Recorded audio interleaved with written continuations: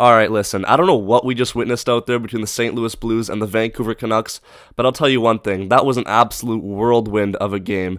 Had my heart going up, down, left, right, all over the place, and I'm sure all you Canucks fans agree. But for what? For what? This is a mid-season game. The Canucks are playing an irrelevant team in the St. Louis Blues. It's a game that we really should have won. Let's be honest here, the Blues were on a back-to-back. And I hate to put it bluntly, but they're just not that good of a hockey team.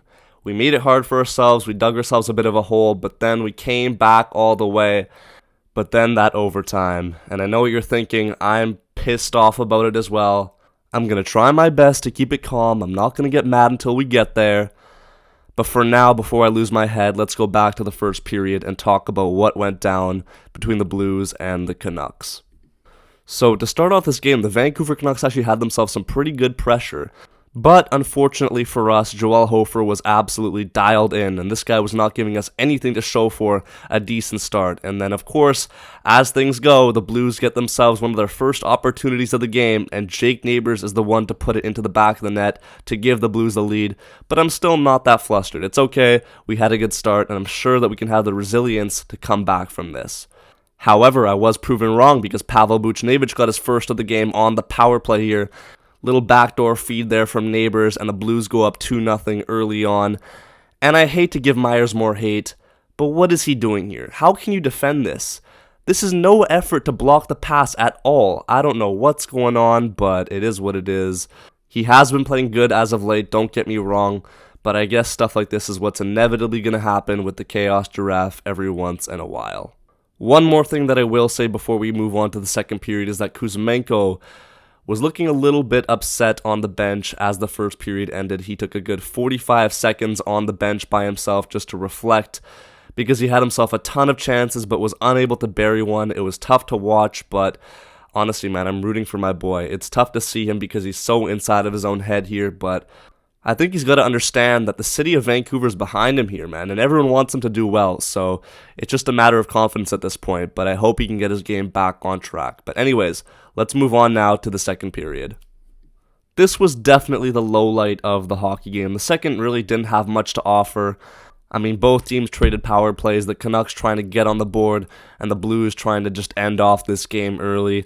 The Blues did have themselves a disallowed goal, but other than that, man, I don't really have much to comment on because, yeah, it was just kind of boring. So without further ado, I am really amped up because I want to talk about the third period. That is where everything really went down. Alright, so just a minute into the third period, Quinn Hughes takes a shot, and then there's a big scramble in front. Pius Suter gets on the end of a rebound. He slides it through the pads of Hofer and cuts the Blues lead down to 1 early on in the third period, and I'm like, man, we got ourselves a hockey game. Let's go. I'm buzzing on the edge of my seat. I can't wait because I'm like, man, one more and then we can finally go ahead and win this game. Let's do it. Damn.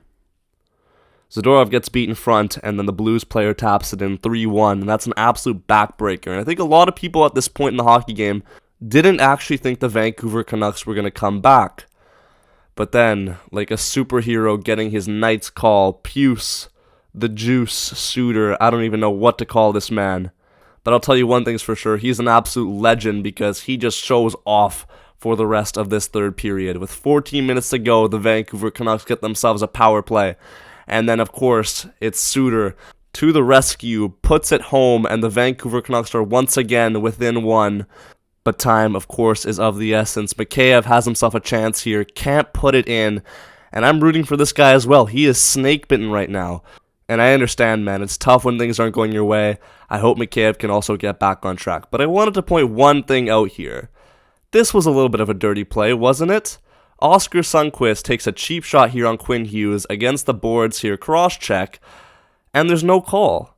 Hughes was looking to be in visible discomfort, but luckily he was okay. We'll see what the updates are tomorrow, so I'm sure all Canucks fans are praying that he's alright, but I think he'll be fine, because later on in this period, Quinn Hughes gets himself a chance here. Time winding down, shot hits the post, and then on the rebound, it's the man. It's Pius Suter, and he ties the game up. A third period hat trick, and the boys are going absolutely wild. I couldn't believe it, man. I was jumping out of my seat. The Canucks secure a point, and before I know it, we're headed to overtime. And then in that overtime, Filip Hronek had a breakaway, and I was like, man, it's done. Money, we done it. We're going to complete the comeback. But then Hofer with the glove, and I was like, no.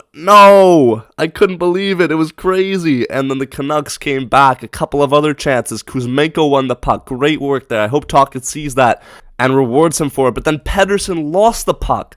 This is a really rough play from Pettersson here, and he had himself a pretty mediocre game overall.